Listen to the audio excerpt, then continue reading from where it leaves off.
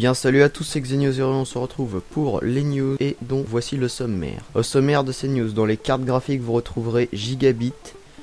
Nous n'avons rien dans les cartes mères cette semaine. Nous avons du boîtier chez NZXT.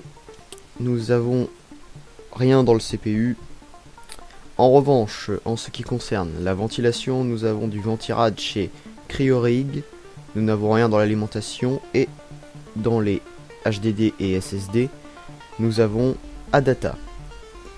Voilà, sans plus attendre, voici les news. Je vous le disais dans les cartes graphiques, nous avons Gigabit avec une R5 230, puisque le GPU est à 625 MHz, la mémoire à 1066 MHz. Cette carte embarque 1 Go en DDR3 en 64 bits. Elle est proposée au tarif de 50$, une carte d'entrée de gamme. Donc, toujours dans les cartes graphiques, je poursuis avec Saphir qui sort également sa R5 230 en version 1 ou 2 Go selon le modèle. Le GPU est également à 625 MHz également, la mémoire à 1600 MHz. On retrouvera une R9 290 chez Yeston qui ne sortira malheureusement probablement pas en France, alors qu'elle a l'air vraiment très bodybuildée, vraiment pas mal. Chez Color Power on retrouvera une R9 280 AL Turbo Duo OC. Le GPU est à 825 MHz, le boost à 960 MHz, la mémoire est à 5000 MHz. Cette carte embarque 3 Go de GDDR5 en 384 bits et est proposé au tarif de 254€. Toujours dans les cartes graphiques chez AMD cette fois,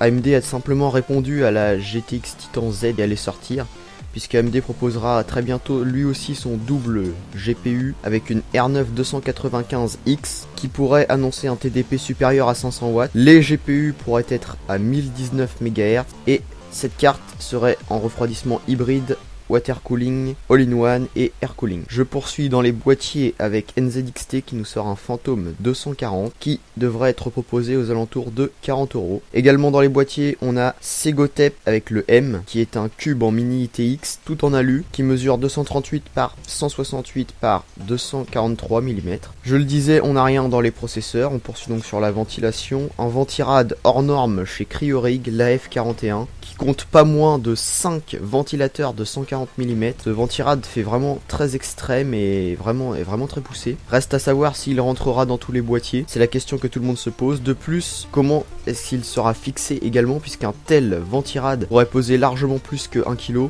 Bon, au bout d'un certain poids, faire tenir ça uniquement sur la carte mère, ça fait un peu beaucoup, je trouve. On a également un Rhéobus chez NZXT, le Century 3. Il possède un bel écran tactile.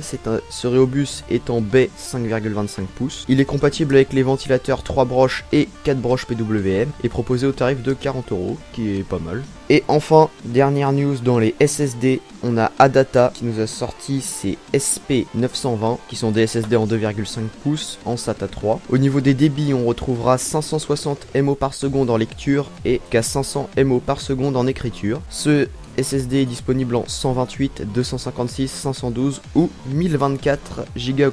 Voilà, pas beaucoup de news pour cette semaine, vous l'avez vu. Et on se retrouve donc la semaine prochaine pour les nouvelles news. Allez, salut!